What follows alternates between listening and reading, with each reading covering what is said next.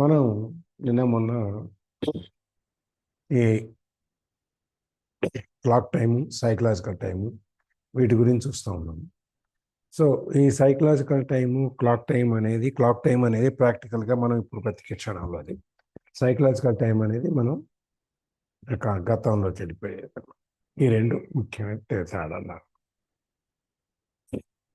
ఎంత గొప్ప వాళ్ళైనా కూడా, మనం ఎంత స్టేజ్లో ఉన్నా కూడా, ఈ క్లాక్ టైంలో మనం అన్నా కూడా ఒక్కొక్కసారి మనం ఫ్రీ టైం, ఈ సైకలాజికల్ టైంలో కూడా వెళ్తాం జరుగుతూ ఉంటుంది. తెలియకుండా అకస్మాత్తుగా మన మైండ్ ఇంకా కంట్రోల్లో ఉంటుంది కాబట్టి కొద్దిగా 10%, 15% మన సైకలాజికల్ టైంలో తీసుకెళ్ళి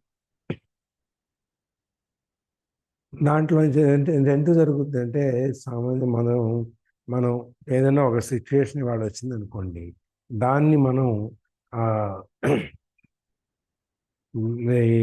బయటపడటానికి మన అనుభవంలో పాత రోజుల్లో ఏమైనా ఇట్లాంటివి జరిగి ఉంటే అప్పుడు జరిగిన అనుభవాన్ని దృష్టిలో పెట్టుకొని మనం ఇప్పుడు కొత్తగా మనం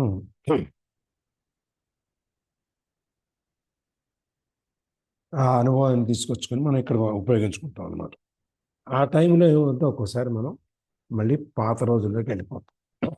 ఆ పాత రోజుల్లోకి వెళ్ళిపోయేటప్పటికి మళ్ళీ నాది నా నా నే నేను లేకపోతే ప్రపంచం అంతా గడవదు, లేకపోతే నేనుంటేనే ఇదంతా పాపం ఈ సంసారం అంతాను, ఇలా అటువంటి వాటిలో వెళ్ళిపోయి ఆ బాధలు, కష్టాలు, సుఖాలు, ఆతృతలు, ఆందోళనలు వీటన్నిటిలోకి వెళ్ళిపోతాం అనమాట.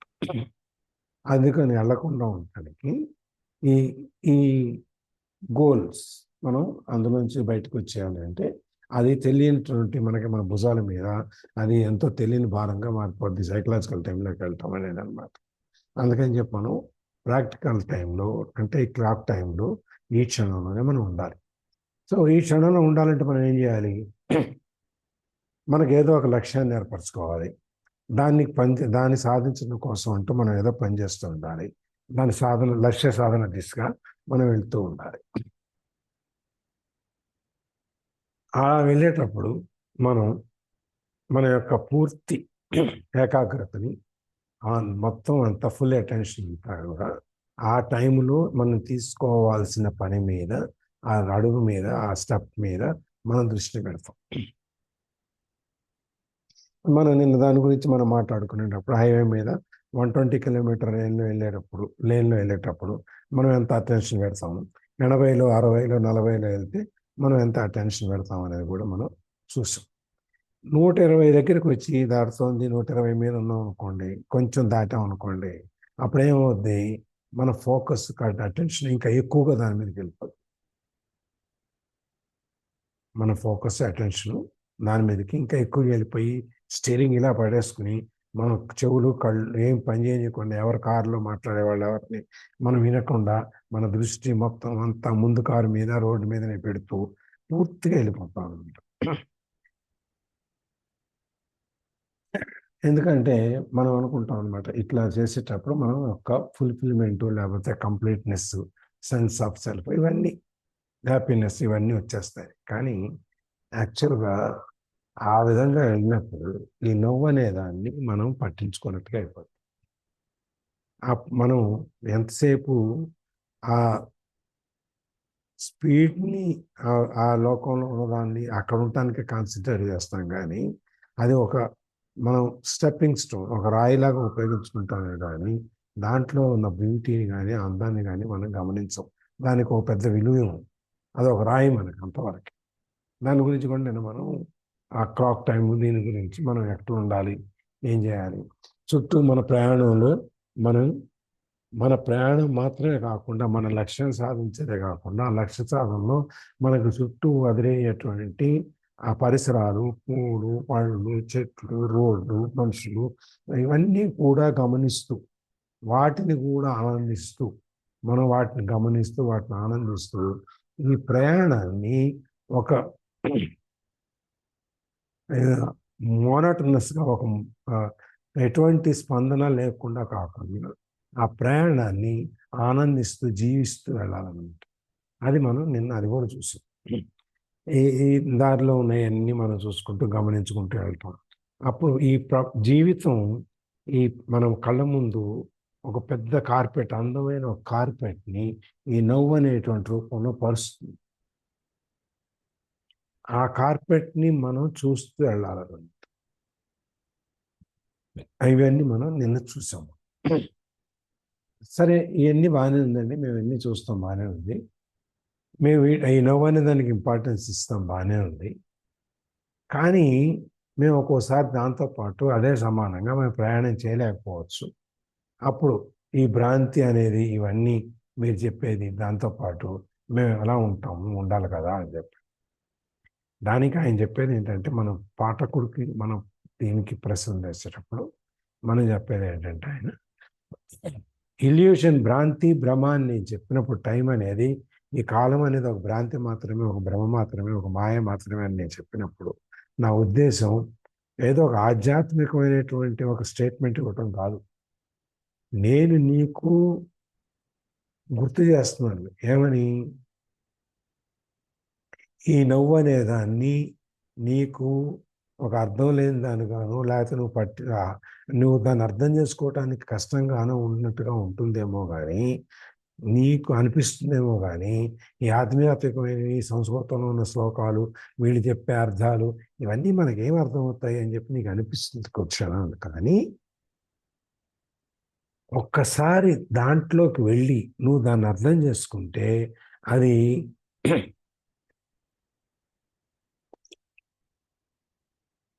నల్లేరు మీద నడకలాగా వెళ్ళిపోద్ది. ఒక పెద్ద మంచి పదునైన కత్తితో కేకును కోస్తే ఎంత సాఫ్ట్గా కసకస తెగిపోతుందో, అట్లా ఆ ప్రాబ్లమ్స్ తర్వాత దాంట్లో ఉన్న మన మైండ్ మనకు సృష్టించినటువంటి అనేక రకాలైనటువంటి ఇబ్బందులు, ఆలోచనలు, ఆందోళనలు, ఏమైనా కానీ ఇవన్నిటినీ మనం ఆ నవ్వు అనే దాన్ని మనం పట్టించుకోవటం వలన, దాంట్లో బతకటం వలన ఇది కట్ చేసుకుంటే ఎన్ని ముక్కలుగా తెంచేస్తాం. సో మీకు మళ్ళీ ఇంకొకసారి అని చెప్పడానికి గుర్తు చేసేది ఏంటంటే, మనకు ఉన్నదల్లా ఈ నవ్వు అనేది ఒక్కటే.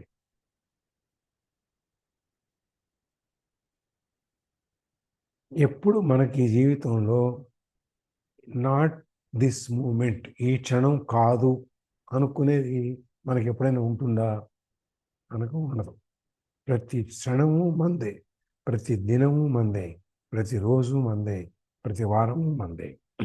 ఈ క్షణంలో నుంచి గడియలు, గడియల్లో నుంచి గంటలు, గంటల్లో నుంచి రోజులు, రోజులు, ఇవన్నీ మనమే. కాకపోతే మనం ఆ గతంలోకి వెళ్ళి ఆ దాంట్లో ఇరుక్కుని ఆ బంధంలోనే, చక్రంలోనే మనం తిరగకుండా బయటకు వచ్చేసి మనం ఈ క్షణంలో మనం బతకటం నేర్చుకోవాలన్నమాట. ఇది మనం చూసింది. అది సైకలాజికల్ టైంని ఎలా వదిలించుకోవాలి అని చెప్పేసి చూసాం. ఇప్పుడు the insanity of psychological time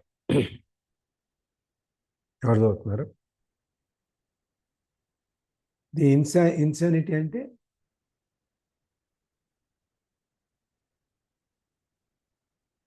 insanity అంటే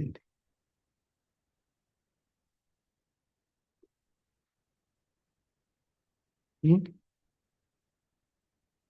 హలో, పిచ్చితనం అంటే సార్. పిచ్చితనం. సానిటీ అంటే తెలియగలుగుతాను. మనోవికల్పము. ఇన్సానిటీ అంటే పిచ్చితనం, లేకపోతే మూర్ఖత్వం, మనకు తెలియనితనం, ఏం చేస్తున్నామో మనకు తెలియదు, ఆ విధంగా అయిపోతాం. Insanity of psychological time. ఈ సైకలాజికల్ టైం అనేదాన్ని, అంటే మన గతాన్ని గురించి, భవిష్యత్తు గురించి మనం ఆలోచించే ఈ కాలం అనే దాని యొక్క భ్రమ, పిచ్చితనం ఏంటి, ఇప్పుడు ఎలా బయటికి రావాలో చెప్పాడు. అసలు ఈ ఇన్సానిటీ సైకలాజికల్ టైం అంటే ఏంటి, అది అంతే పిచ్చిగా ఉంటుందని చెప్తాను sir.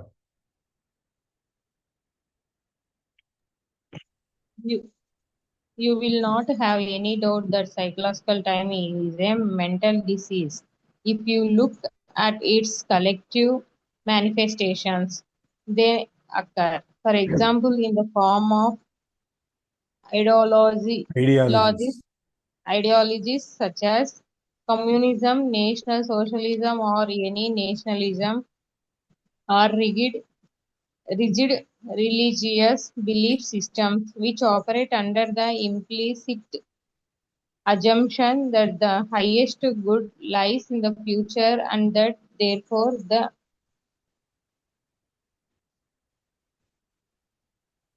end justifies the means.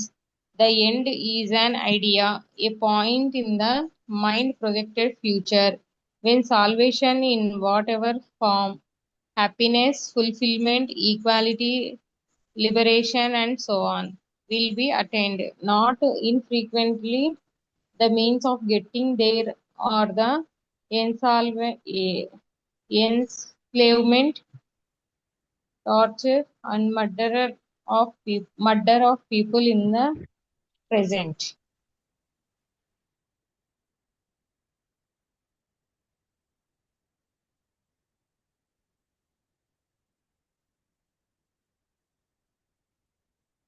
Psychological time అనేది ఒక పిచ్చి, ఒక భ్రాంతి, ఒక మాయ అని చెప్పి మనం చెప్తాం. దాన్ని ఎట్లా అంటే, you will not have any doubt that psychological time is a mental disease if you look at its collective manifestations. Collective manifestations, మనం ఏదైతే మనకు కావాలి తలుచుకుంటామో మనకు అదే జరుగుతుంది. మేనిఫెస్టేషన్ అంటే ఆవిష్కారం, అంతే కదా. మేనిఫెస్టేషన్ అంటే అంతే కదా. మనం మ్యాజిక్ బుక్లో చదువుకున్నాం కదా. ఎవరైనా చెప్పండి, మేనిఫెస్టేషన్ అంటే మళ్ళీ డిక్షనరీ చూడాలా?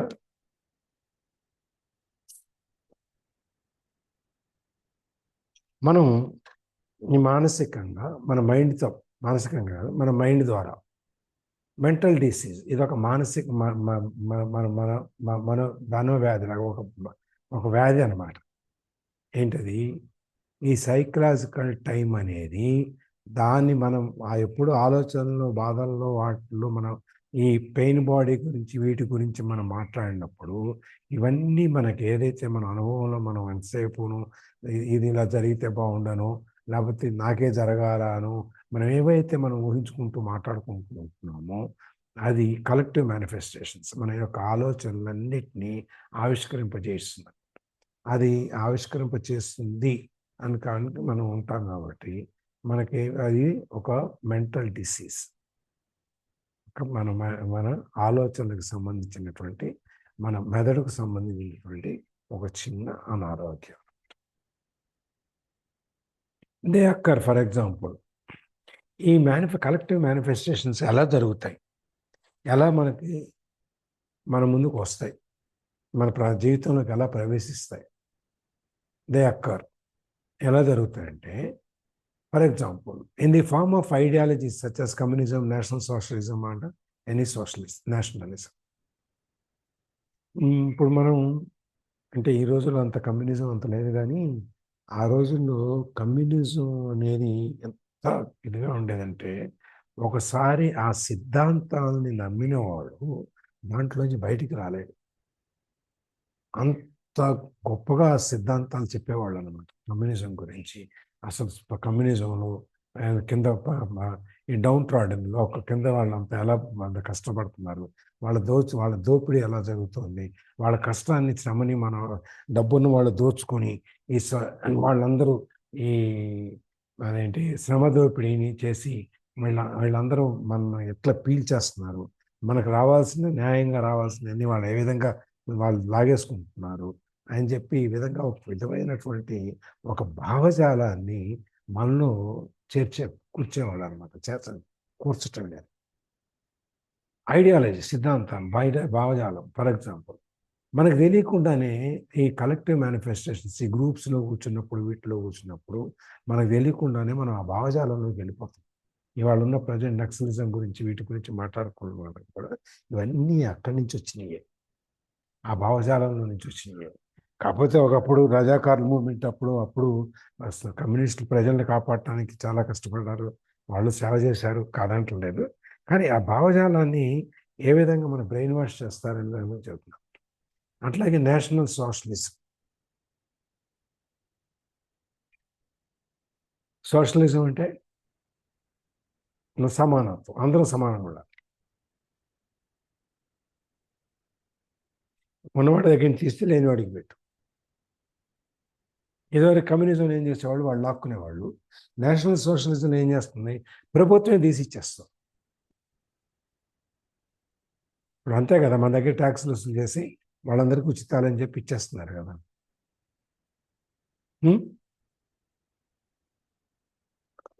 అవును సార్, ఇస్తున్నారు కదా. అవును. ఫ్రీ బస్ అని, లేకపోతే అమ్మఒడి అని, రైతు బంధు అని, దేశభక్తి అని, అన్ని ఉచితాలు ఇస్తున్నప్పుడు డబ్బులు ఎక్కడి నుండి వస్తాయి? మన ఎక్కడి నుంచి మీదకి వస్తుంది? మళ్ళీ ట్యాక్స్ ఇస్తేనే. రావు కదా. అందుకని ఏం చేయాలి, ఉన్నోడి దగ్గర తీసుకోవాలి, లేనోడికి ఇవ్వాలి. మనం ఉన్నోడి దగ్గర ఎన్నాళ్ళు ఉంటాయి, వాడి దగ్గర అంతే కదా, అయిపోతే అప్పు మొత్తం తీసుకోవాలి. చేసిన దాకా అంతే సార్. అవును. ఆ తర్వాత అప్పు తెచ్చుకొని తీసి ఇచ్చేయాలి. ఉమ్. ఇది national socialism or any socialism for that matter. ఏ సిద్ధాంతం అయినా, దేశభక్తి, జాతీయవాదం, నేను నా దేశం, ఏదైనా నా దేశం గురించి, నా దేశం కోసమే, అన్ని దీనికోసమే అని చెప్పేది. ఇట్లా ఆర్ ఈ కాకుండా ఇవి సాంఘిక పరమైనటువంటి, సంఘపరమైనటువంటివి తీసుకుంటే, అది కాకుండా ఆధ్యాత్మిక పరంగా కనుక చూసుకున్నట్టయితే రిజిడ్ రిలీజియస్ బిలీఫ్ సిస్టమ్స్, మత సంబంధమైన విషయాల్లో మూర్ఖంగా నమ్మి వాటినే మనము దాని యొక్క ప్రాముఖ్యతను ఏంటి అనేది, దాని యొక్క భావాన్ని తెలుసుకోకుండా మనం నా మతంలో ఇలా చెప్పారు, సో నేను ఇలాగే చేస్తాను, అది సహజమైందా, అసహజమైందా, న్యాయమైందా, అన్యాయమైందా, మనకు లాభం వచ్చేదా, అవతలాడికి నష్టం వచ్చేదా, ఇవన్నీ నాకు అనవసరం. నా మత గ్రంథంలో ఈ విధంగా చెప్పారు, నేను ఆ విధంగా చేస్తాను. మీకు గొప్ప విషయం ఏంటో తెలుసా, మనం అరబిక్ కంట్రీస్లో కనుక చూస్తే, ముస్లిం దేశాల్లో దొంగతనం చేసిన, అత్యాచారాలు చేసిన వాళ్ళకి పనిష్మెంట్ కూడా అలాగే ఉంటుంది.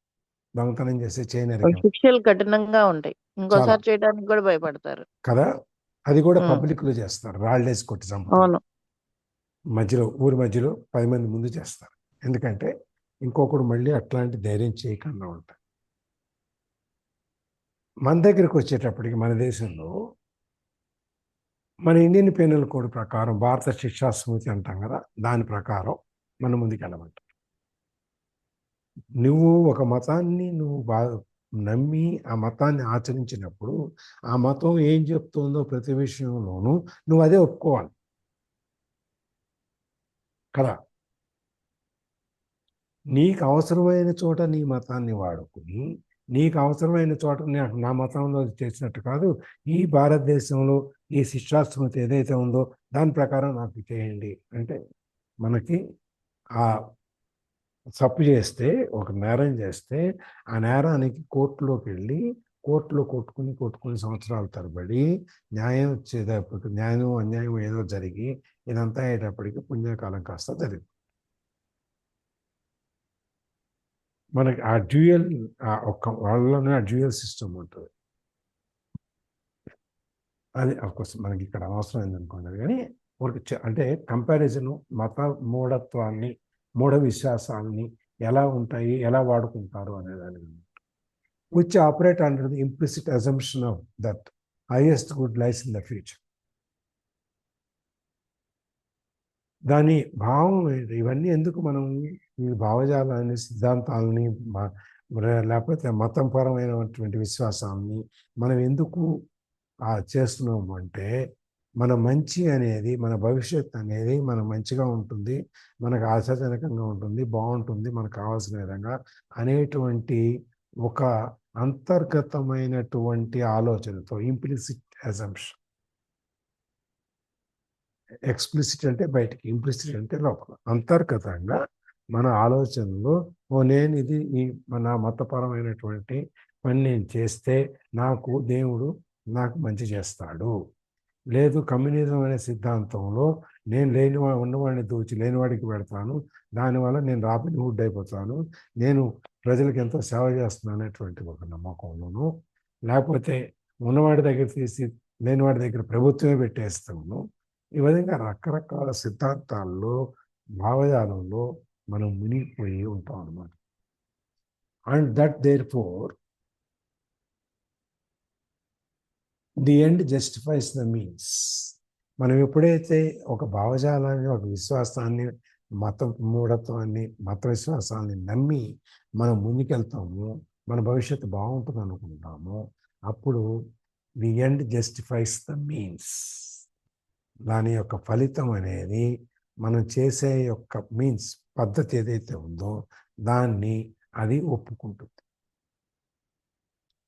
నేను ఈ ముష్కరులందరం వీళ్ళనందరినీ నేను చంపేస్తే నా మతం నాకు ఎంతో గొప్పగా ఆదరిస్తుంది అనే ఒక విశ్వాసంలో ఉండి నేను అందరినీ చంపేస్తున్నాను. నేను చంపేయటం అనేది జస్టిఫై అవుతుంది.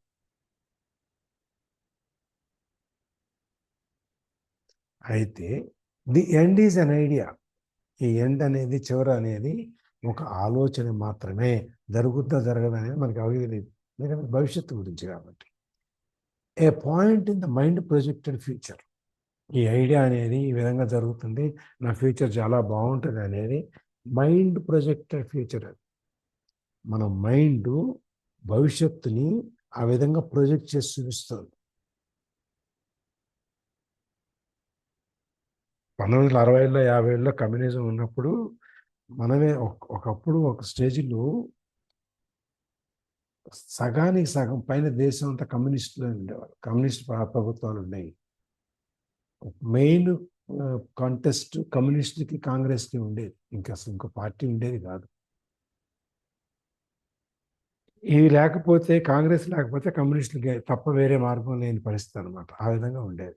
అప్పుడేంటి, మన రాజ్యం వస్తే మనం ఈ శ్రమతో పిడి ఇన్ని లేకుండా మన రాజ్యాన్ని మనం బాగా పరిపాలించుకోవచ్చు, సాధించుకోవచ్చు అనే విధంగా రకరకాలైనటువంటి భావజాలంతో మనకి పోషించేవాడు. ఆ మైండ్ ప్రొజెక్టెడ్ ఫ్యూచర్, మైండ్లోంచి మనకి అది దాన్ని ఒక భవిష్యత్తుని ఈ విధంగా ఉంటుంది అని చెప్పి ఒక ఇల్యూషన్, అంతే కదా, అది ఒక భ్రాంతిని కలగజేస్తుంది అనమాట. When salvation in whatever form, salvation అంటే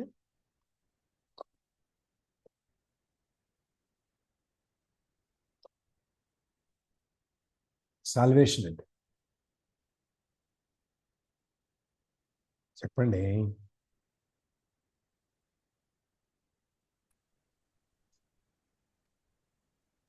మోక్షం సార్. మోక్షం అంటే ఆఖరికి చేరేది, అంతే కదా. కాబట్టి మనం ఈ కార్యక్రమాలన్నీ చేసిన ద్వారా మన మైండ్ ప్రొజెక్టెడ్ ఫ్యూచర్ ఏంటి, మనం మోక్షం వస్తుంది. ఏ ఫామ్లో వస్తుంది, ఏ రకంగా రావచ్చు. Happiness, fulfilment, equality, liberation and so on. అది సంతోషంగా రావచ్చు, నా జీవితాన్ని పుట్టినందుకు నేను ఏదో సాధించానేటువంటి ఒక తృప్తి ద్వారా రావచ్చు, లేకపోతే సమానత్వం వద్ద రావచ్చు, లేకపోతే లిబరేషన్, అందరికీ మనం సర్వస్వాతంత్రాన్ని ఇచ్చాము. ఇట్లా రకరకాల భాషల్లో మనం అనుకుంటాము.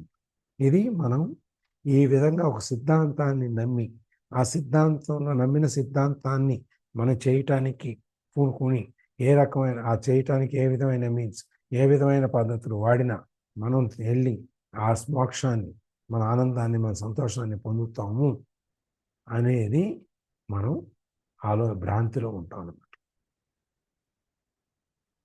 అనేటువంటి భ్రాంతిలో ఉంటాం. నాట్ ఇన్ఫ్రీక్వెంట్లీ, చాలాసార్లు కాకపోవచ్చు, ఫ్రీక్వెంట్లీ అంటే ఎక్కువసార్లు, నాట్ ఇన్ఫ్రీక్వెంట్లీ అంటే నాట్ ఇన్ని వచ్చినాయి కాబట్టి మళ్ళీ ఫ్రీక్వెంట్లీ, 2 నెగిటివ్లు వచ్చినప్పుడు ఒక పాజిటివ్. సో ఫ్రీక్వెంట్లీ అది చాలాసార్లు the means of getting there are the enslavement, torture and murder of the people in the present. మనం భావజాలం ద్వారా, సిద్ధాంతాల ద్వారా, నమ్మకాల, మత విశ్వాసాల ద్వారా మనం ఏదైతే మోక్షాన్ని పొందుతాం అనుకుంటున్నామో చాలాసార్లు అక్కడికి వెళ్ళటం అంటే ఎన్స్లేవ్మెంట్, బానిసత్వం, టార్చర్, బాధ, రకరకాలైనటువంటి రకాలు, మర్డర్ ఆఫ్ పీపుల్, చంపేయటం, ఇవన్నీ జరుగుతాయి. ఒక సిద్ధాంతాన్ని నమ్మాము, ఆ సిద్ధాంతాన్ని యొక్క ఫలితాన్ని రావాలి అంటే మనం ఏం చేసినా కరెక్టే అనేటువంటి ఒక దాన్ని మనం నమ్మాము. నమ్మి దాన్ని సాధించడం ద్వారా మనకి ఎంతో ఆనందం, సంతోషం వస్తుందని చెప్పి మనం అనుకున్నాము. కానీ చాలాసార్లు ఏమవుతుందంటే ఇవన్నీ చేయటానికి, అక్కడికి చేరాలి అంటే మనం బానిసత్వాన్ని, లేకపోతే అవతల వాళ్ళు పెట్టేటువంటి బాధలను, లేకపోతే చివరికి చంపేయటం, అట్లాంటివన్నీ జరుగుతాయి.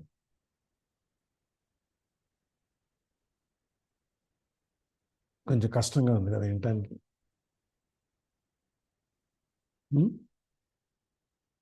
ఇప్పుడు మనం సార్. చెప్పండి. అవును అవును అవును సార్, ఇవన్నీ కూడా కొంచెం కష్టంగానే ఉన్నాయి వినటానికి. అవును కొన్ని నిజాలు కష్టంగానే ఉంటాయి మాట్లాడు. అవును, నిజం నిష్ఠూరంగా ఉంటారు.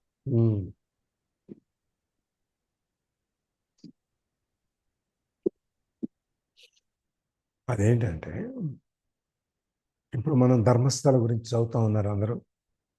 వింటున్నాం సార్, వింటున్నాం. మేము కూడా వెళ్ళొచ్చాము ఒకసారి, ధర్మస్థల వెళ్ళొచ్చాము. నేను వెళ్ళా. ఆ ఇవాళ అక్కడ ఇన్ని రకాలైనటువంటి అకృత్యాలు జరిగినాయి అని చెప్పి ఇప్పుడు బయటకు వస్తుంది.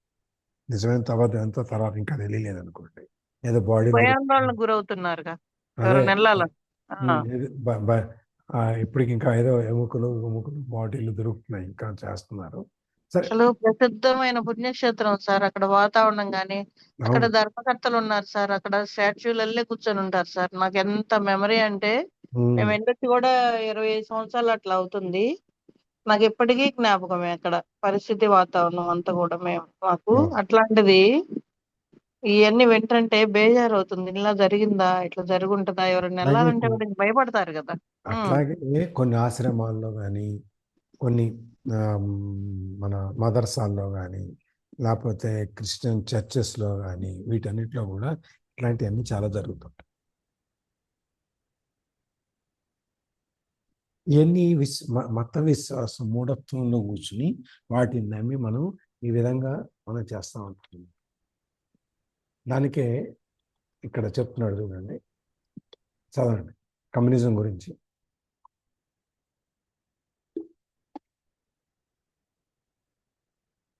చదవండి.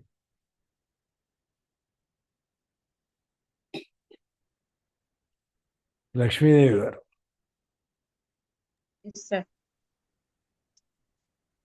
For example, it is estimated that as many as 50 million people were murdered to further the cause of communism, to bring about a better world in Russia, China, and other countries.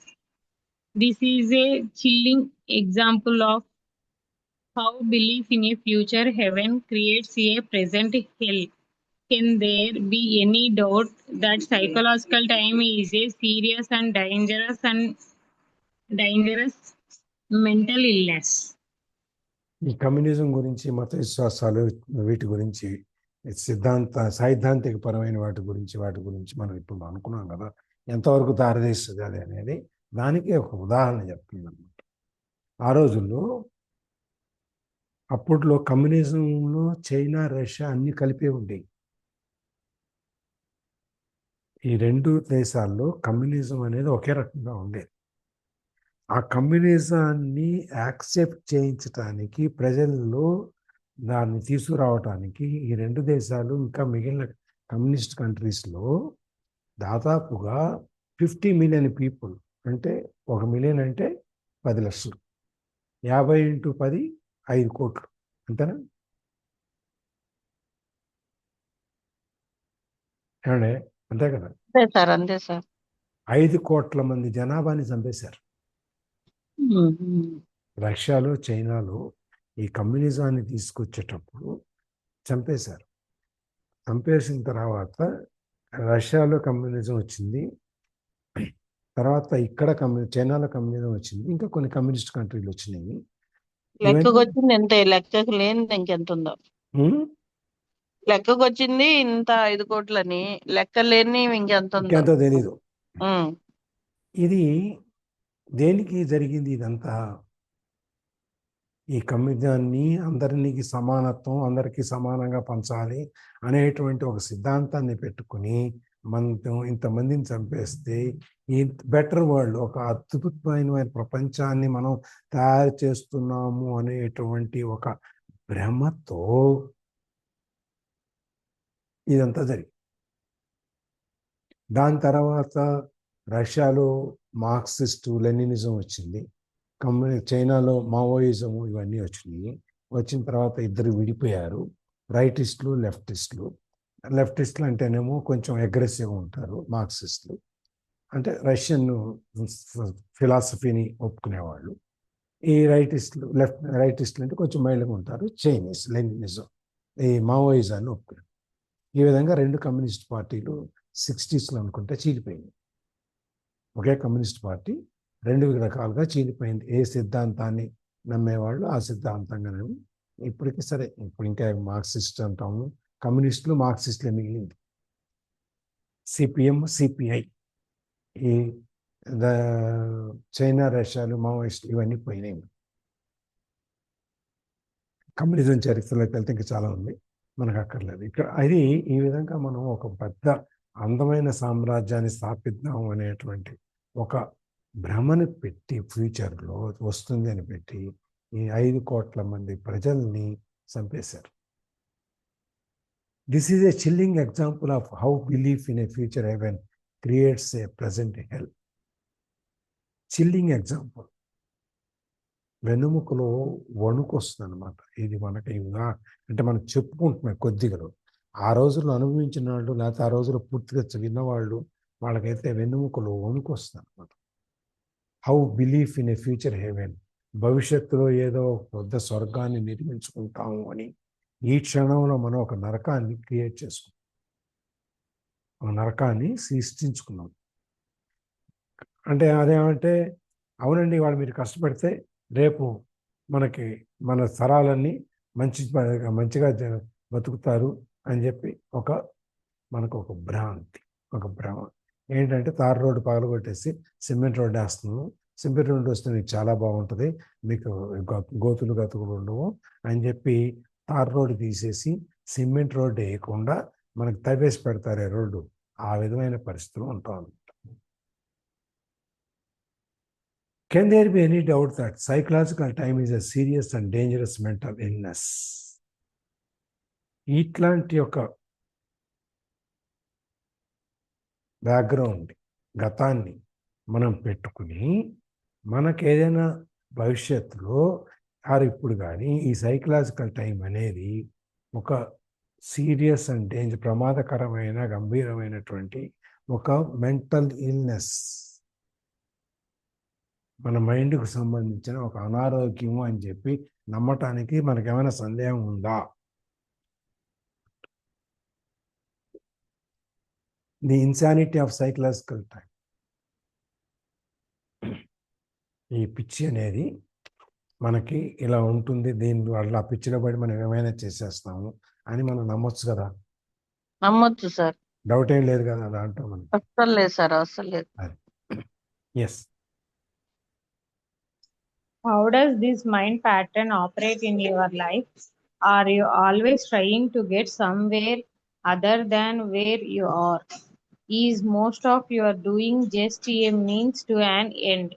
Is fulfillment always just around the corner or confined to short-lived pleasures such as sex, food, drink, drugs, or thrills and excitement?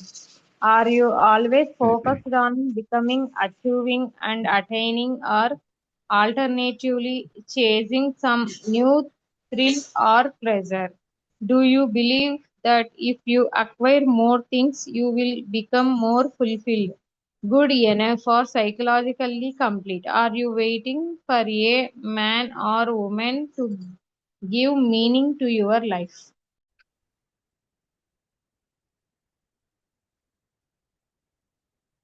How does this mind pattern operate in your life? ఈ mind pattern అనేది ఈ మన మెదడుతో పనిచేసేది మన జీవితంలో ఎలా పనిచేస్తుంది? Are you always trying to get somewhere other than where you are? ఎలా పనిచేస్తుంది మన మైండ్ అంటే, నువ్వు ఎప్పుడైనా నువ్వెక్కడ ఉన్నావో, ఎక్కడికో వెళ్ళాలని ప్రయాణం, నువ్వు ఉన్న చోట నుంచి నువ్వు ఎక్కడికో వెళ్ళాలని ప్రయత్నం చేస్తున్నావా? నువ్వు వేర్ యు ఆర్, నువ్వు ఇక్కడ సమ్వేర్, నువ్వు ఎక్కడ to get somewhere other than where you are, నువ్వు ఉన్న స్థలంలో నుంచి కాకుండా నువ్వు ఇంకెక్కడికైనా వెళ్ళాలని నీ ప్రయత్నం చేస్తున్నావా? నీ మైండ్ ఏమైనా అలా చెప్తుందా? Is most of your doing just a means to an end? లేదు, నువ్వు చేసేది ఏదైనా ఇప్పుడు పని, నువ్వు ఏదో పని చేస్తున్నావే, ఆ పని నువ్వు ఏదైతే సాధించాలనుకున్నావో దాని వైపుగా ఉందా? Is fulfilment always just around the corner? ఈ అమ్మయ్య ఇది పూర్తి చేస్తే నేను చాలా సాధించిన వాడిని అవుతాను, నాకు ఆత్మతృప్తి ఉంటుంది అనేది నీకు ఏమైనా చుట్టుపక్కల ఎక్కడన్నా దారిలో ఆ వెలుగులాగా చివరిలో కనిపిస్తుందా? లేదు, నువ్వు చేసేది are confine to a short lived pleasures, అతి తక్కువ కాలంలో చిన్న చిన్న సంతోషాలతో మునిగిపోతుంది. ఎట్లాంటి సంతోషాలు? Sex, food, drink, drugs, thrills, ఎక్సైట్మెంట్లు, ఇవన్నీ. అంటే మన యొక్క మైండ్ ప్యాటర్న్ ఏ విధంగా పనిచేస్తుంది? దీర్ఘకాలికమైనటువంటి లక్ష్యాల వైపు పనిచేస్తుందా, లేదు విశ్వాసాల వైపు పనిచేస్తుందా, లేదు చిన్న చిన్న సంతోషాలకి సరదాలకి వైపు కానీ మైండ్ ప్యాటర్న్ పనిచేస్తుందా? Are you always focused on becoming, achieving, entertaining or alternatively chasing some new thrill or pressure? లేదు, నువ్వు ఎప్పుడు కొత్త కొత్త విషయాలు, బికమింగ్, అచీవింగ్ అండ్ అటైనింగ్, నేను ఇది అవ్వాలి, ఇది సాధించాలి, నేను ఇది పొందాలి, ఎన్ని లేదు, కొత్త థ్రిల్, కొత్త అడ్వెంచర్, కొత్త సరదా వైపు పరిగెడుతుందా, చిన్న సంతోషాల వైపు పరిగెడుతుందా? నీ మైండ్ ఎటు పరిగెడుతుంది? నీ మైండ్ ప్యాటర్న్ ఏంటి? ఆలోచన విధానం ఏంటి?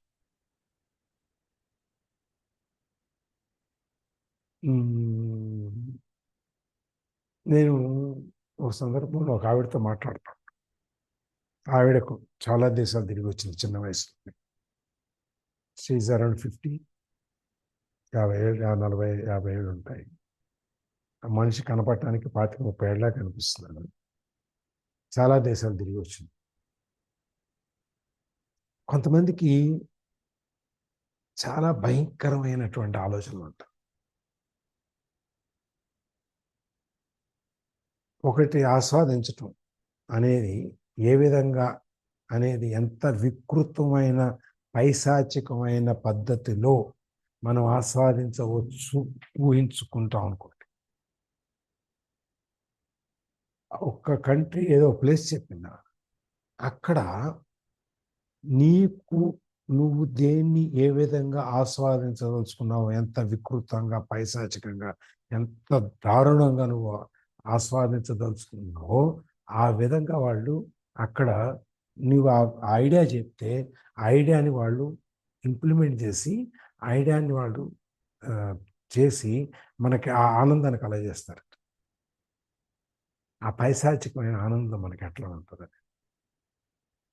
అట్లాంటి ప్లేస్లు కూడా ఉన్నాయి. అవి చెప్తా ఉన్నాయి, నాకు ఆశ్చర్యం వేస్తుంది.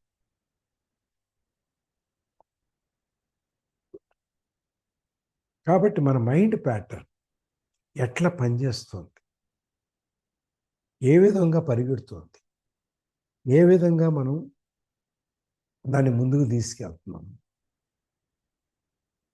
అనేది.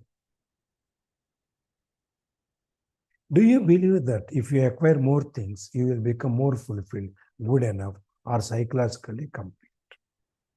పోనీ నీకేదైనా ఒక నమ్మకం ఉందా, నువ్వు ఎంత ఎక్కువ మోర్ థింగ్స్ ఎక్వైర్, రకరకాల ఎంత డబ్బు, వస్తువులు, ఇళ్ళు, వాకిళ్ళు ఇవన్నీ నువ్వు చేకూర్చుకున్నందువల్ల నీకు ఈ ఫుల్ఫిల్మెంట్, సంతృప్తి అనేది వస్తుంది అని, లేకపోతే ఇది గుడ్ ఎనఫ్, ఇది చాలు అని కానీ, లేదు సైకలాజికల్గా మానసికంగా అమ్మయ్య అని కానీ నువ్వేమైనా అట్లా ఫీల్ అవుతావు పని అట్లాంటి నమ్మకం ఏమైనా ఉందా నీకు? Are you waiting for a man or woman to give meaning to your life? లేదు. నువ్వు ఎక్కడైనా ఒక వ్యక్తి నీ జీవితంలోకి ఆడ కానీ మగ కానీ ఒక వ్యక్తి నీ జీవితంలోకి వచ్చి నీ జీవితానికి ఒక అర్థాన్ని కల్పిస్తాడు అనేటువంటి నమ్మకం ఏమైనా ఉందా నీకు? లేదు కదా. ఇవన్నీ మనం ఊహలే ఇవన్నీ.